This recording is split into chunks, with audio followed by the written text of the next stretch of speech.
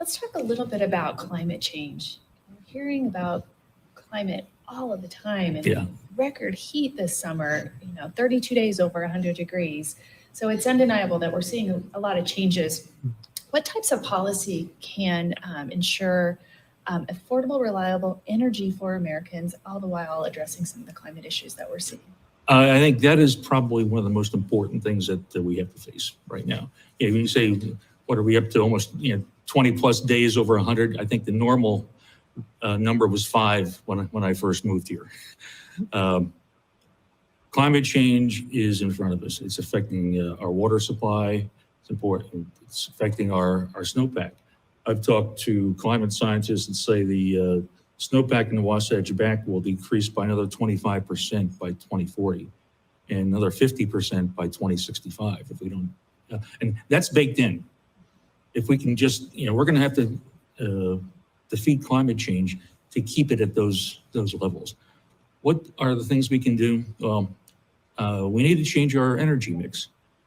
We have to stop using fossil fuels, moving to electric cars, electrifying our houses. One of the things that we can do in state level is modifying our building codes to encourage more electrification in housing. And then changing the way we generate electricity. I'm on the board of the Community Renewable Energy Agency, and I've actually been in discussions with Rocky Mountain Power at least once a month for the last several months, and we have several more months ahead of us to negotiate our deal with them to bring 100% renewable energy into 18 communities. If you look at their integrated resource plan for the next 10 years, and even their projections beyond that, they have a way to reduce the carbon footprint of our electrical generation from somewhere around 70% now to under 30% by 2030. That's a massive change, and doing it with reliable energy. Some of the things we're going to have to move to in the future, not in the 2030 plan, but small modular nuclear reactors. I attended the energy conference in the Uinta Basin last week, and I had the opportunity actually to eat dinner with, sat next to a county council member a county commissioner from Lincoln County, Wyoming. Kemmerer is where the new modular reactor is being developed. He told me that they're starting to build a factory for that right now.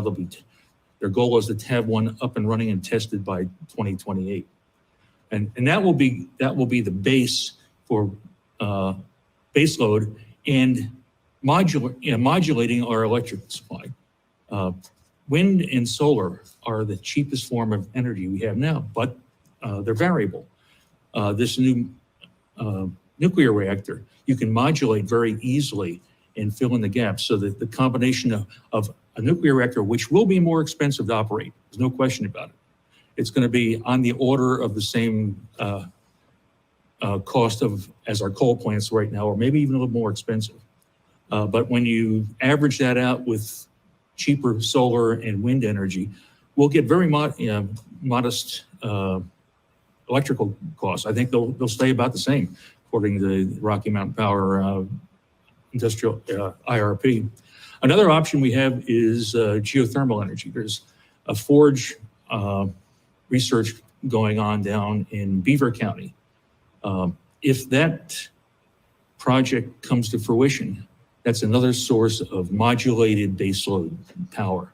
Again, a little more expensive than our baseload right now, but when mixed with really cheap renewable energy, I think we will have both reliable and cheap electrical power that will allow us to electrify our environment. And it also helps air pollution on the Wasatch Front. As we move to electric vehicles and electrify our buildings, we'll have less air pollution for those inversion days during the winter. Great, thank you.